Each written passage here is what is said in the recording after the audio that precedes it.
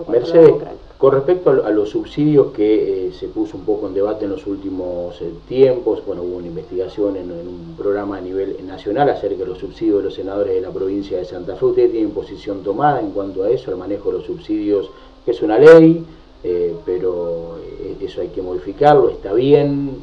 ¿Cuál es la posición de ustedes de los subsidios que tienen algunos legisladores? Ahí, cuando entramos en la Cámara de Diputados, Sí. La verdad es que nos conocimos un montón de otras cosas. Yo creo que hay un tema que supongo que debe haber sido por el manejo de muchos años de la relación de los políticos con el pueblo, ¿no? Una relación donde si sos político me tenés que dar plata, o los políticos le daban plata a la gente, y esa era la relación o lo que ofrecían los que tenían algunos cargos para resolver algunas cuestiones. Desde ya lo de la plata para muchas cosas no es menor, pero estamos ahí electos y elegidos para poder fomentar leyes, políticas. Yo siempre digo a la gente, bueno, pídanos gestiones, pídanos políticas, pídanos que avancemos en proyectos, pídanos que realicemos legislación en el caso de los, o de los ejecutivos, que hagan y que respondan a los intereses de la mayoría. Y no un paliativo. Sí.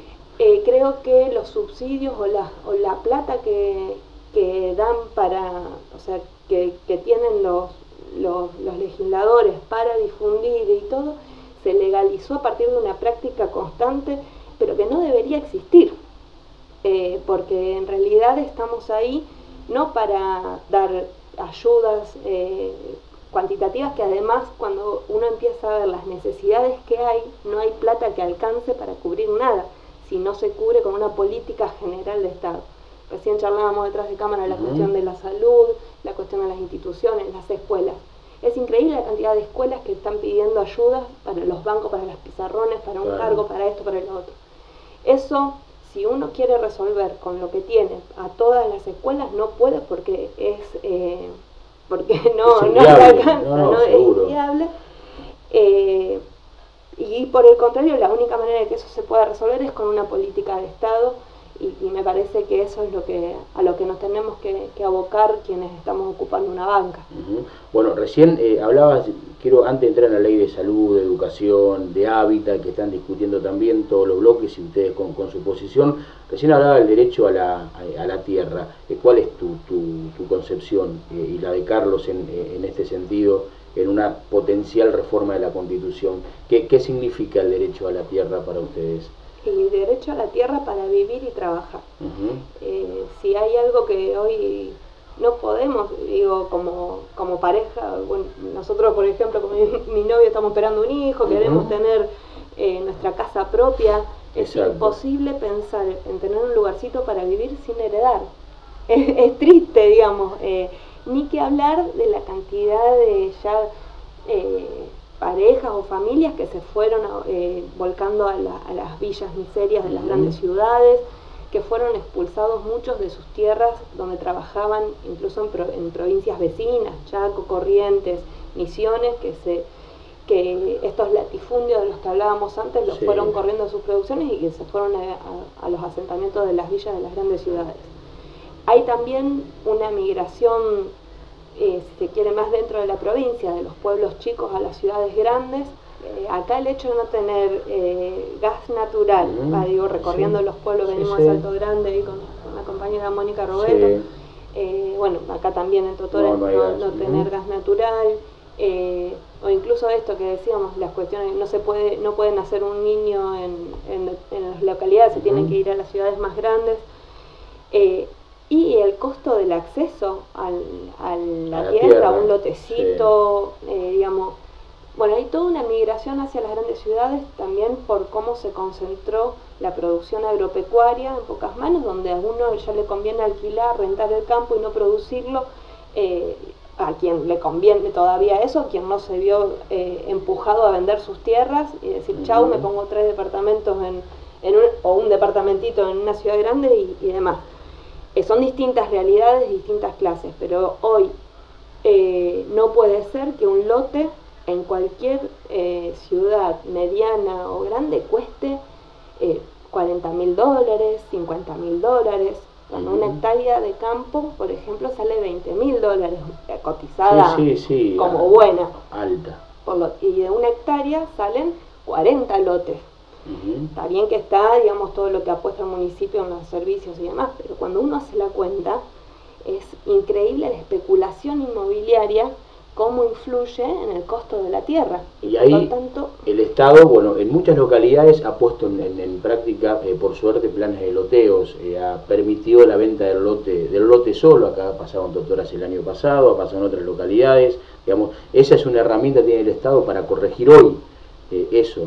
¿Qué otra cosa puede hacer? Es importante mientras el Estado no sea parte de quienes especulan, que no sea un actor más de la oferta y la demanda. ¿Cómo te imaginas entonces que eso podría, qué intervención podría hacer el Estado? Por ejemplo, limitar el costo de la tierra, limitar, que no cueste más que lo que cuesta, no sé, el doble de una hectárea agraria, por ejemplo, el que una hectárea en una zona urbana. ¿Y eso lo podría hacer el Estado provincial? Estamos trabajando en una ley provincial, estamos trabajando en distintas propuestas en los distintos bloques, pero que nosotros empujamos que una ley de hábitat haga hincapié en esto del acceder a la tierra, tanto para los que hoy están ocupando y no tienen, o que los han comprado pero que no tienen aún la titularidad de su terreno o de su vivienda, como aquellos que sí que queremos acceder a un lote o a una casa. Sea en la ciudad que sea.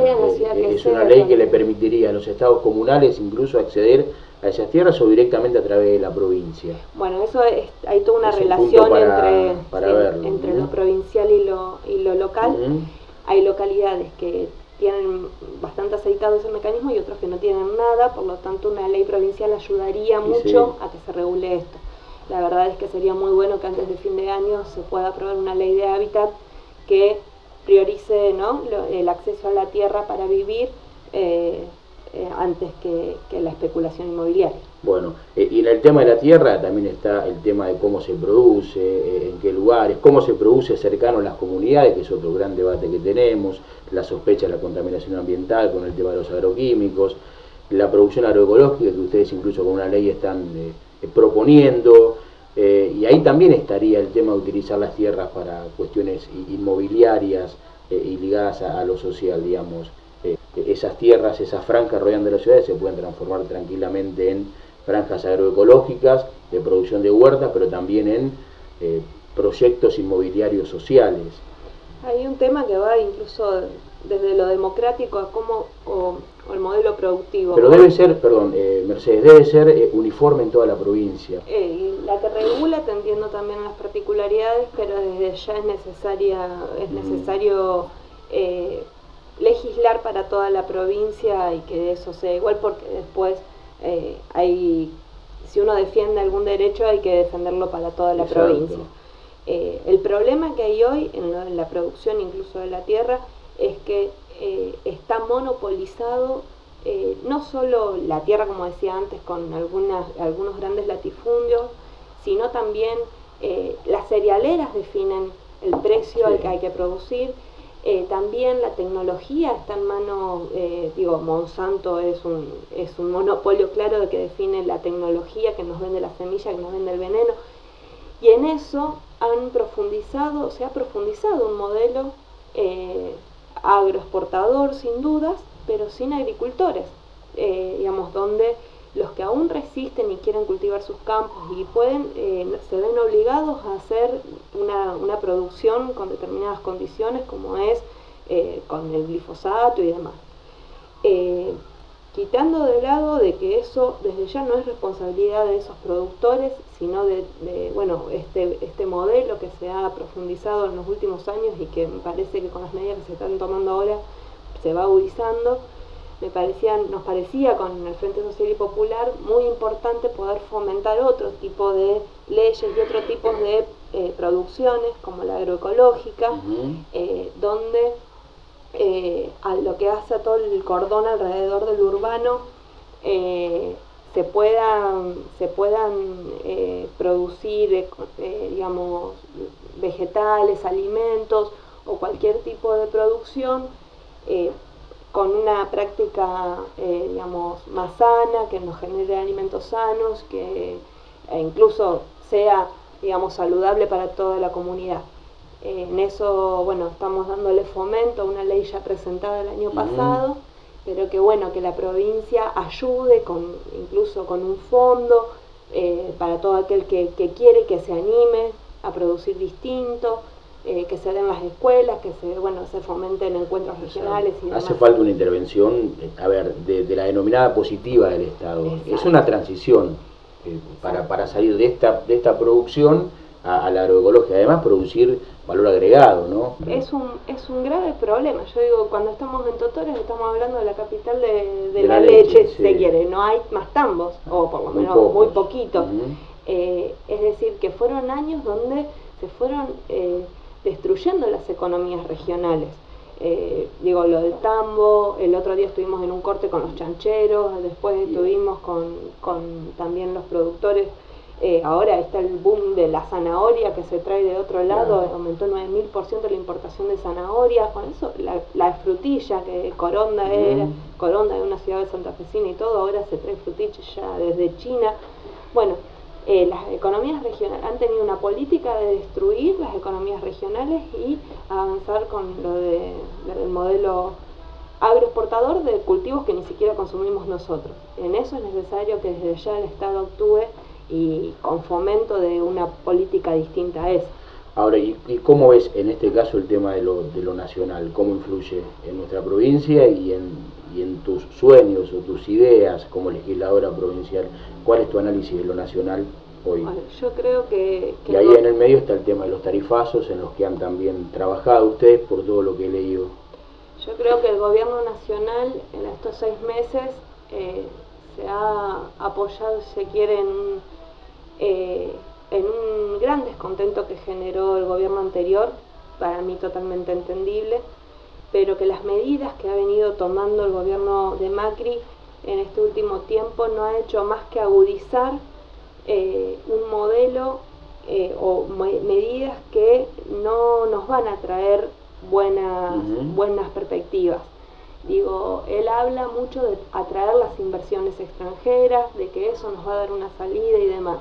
Y en la historia de nuestra Argentina nunca fue que las inversiones extranjeras nos trajeron beneficios, o que si a la empresa le va bien, a nosotros nos va bien. Por el contrario, con lo de los tarifazos, sumado a la apertura de las importaciones y toda la merma, porque la inflación siguió, por lo tanto los santafesinos no podemos, los argentinos no podemos seguir comprando lo mismo, se frenó la construcción, digamos, hubo un freno del mercado interno, es un combo que hace a todo lo que es la pyme, la mediana industria, la industria argentina y demás, es un golpe mucho más fuerte de los que venía recibiendo. Eso ustedes lo tienen relevado aquí en la provincia. Acá en la provincia venimos recorriendo situaciones gravísimas, digo, lo de Basali en Firmat, fuimos a una fábrica de caramelos Luthier en San Carlos, venimos... Empresas que cerraron, que redujeron el personal, o como el caso acá del frigorífico Totoras, que no abrió todavía con 102 empleados. Generalmente son todas las empresas, las industrias locales, las industrias argentinas. Está lo de Cañas de Gómez de los muebles, sí. Que está sufriendo bastante, todo el cordón blanco, lo que es fábrica de heladeras y demás, que con la importación también está muy grave. Se dan como dos cosas, ¿no? Por un lado, la pequeña industria golpeada y las grandes empresas usando eso como excusa para despedir también. Porque después fuimos a Sindar en Rosario o a Villa Constitución y bueno, dicen, tenemos grandes tarifazos de luz, qué sé yo, hay que despedir, hay que ajustar a los trabajadores. Eso sumado a que ahora quieren discutir una reforma laboral a nivel nacional, donde los anteproyectos de discusiones vienen con más flexibilización laboral, con esta idea de atraer inversiones extranjeras, por lo tanto hay que bajar los sueldos, hay que subir los ritmos de producción para que producir en la Argentina sea más barato, hace un combo donde siempre pierden los trabajadores y los más humildes y los sectores populares de nuestro pueblo. Creo que hay que pelear por otro modelo. Entendemos a la gente que ve expectativas en este gobierno, pero que por lo menos nosotros no lo vemos y vemos que las medidas que ha tomado hasta ahora no sirvieron para la mayoría, sino por el contrario va concentrando cada vez más en menos manos.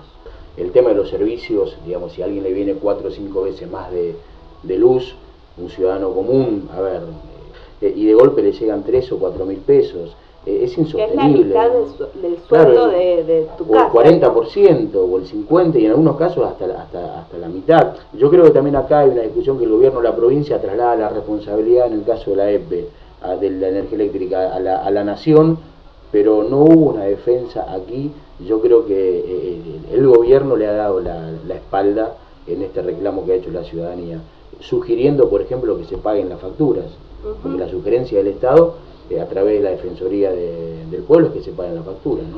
Nosotros, sí, eso lo presentamos incluso en la Cámara de Diputados y todo, como proyecto. Se tienen que frenar los tarifazos en la provincia de Santa Fe hasta y cuando no se discuta en Santa Fe de dónde pagar lo que aumentó Camesa, que sería el organismo nacional. La medida del gobierno nacional de las tarifas, sobre todo con la eléctrica, con lo del gas fue similar. Es una gran transferencia de nuestros recursos, digamos, de nuestros sueldos a las grandes petroleras argentinas. Porque como saben ustedes, la electricidad se hace en la Argentina principalmente con fuel oil y gasoil, que son las cosas que derivan del petróleo. El precio de esos combustibles en Argentina es mucho más alto del precio que está afuera. Vieron que el barril del petróleo, si bien ahora aumentó un poquito, es mucho más barato afuera de la Argentina que adentro de la Argentina. Adentro de la Argentina, quiero decir, son petroleras que están radicadas en la Argentina, pero estamos hablando de Shell, Pan American Energy, Repsol, Chevron, todas extranjeras. Por lo tanto, para garantizarle esa rentabilidad de esas petroleras, es que el gobierno nacional nos quita el subsidio, se quiere, a los usuarios, pero no les deja de pagar eso el precio del petróleo o del combustible más alto que en cualquier otro lugar del mundo. Con lo cual, es mentira que no hay subsidios. Hay subsidios, pero para las petroleras. Lo mismo hizo con el gas. Con lo cual, nosotros en Santa Fe decimos, la EPE no puede traducir, o le decimos, Lichtit, no hagas lo mismo que hace Macri, diferenciate en esto. Necesitamos que vos te pongas del lado de los santafesinos, que decir, Camesa, está bien, si vos decís que el precio del megawatt hora es ese, veamos en Santa Fe de dónde sacar los recursos para pagar esos 3.000. Eso es lo que uno ve, a ver, o que puede preguntar, no se amortiguó nada. Ese aumento de la nación acá en la provincia. Se trasladó directamente a los usuarios. El gobernador hizo lo mismo que hizo el presidente, se trasladó, incluso tenemos los precios que pasa el gobierno, o sea, la productora nacional son anuales, por lo tanto, según el ministro, no es un ministro, los de la EPE, digamos, los funcionarios de la EPE de la provincia,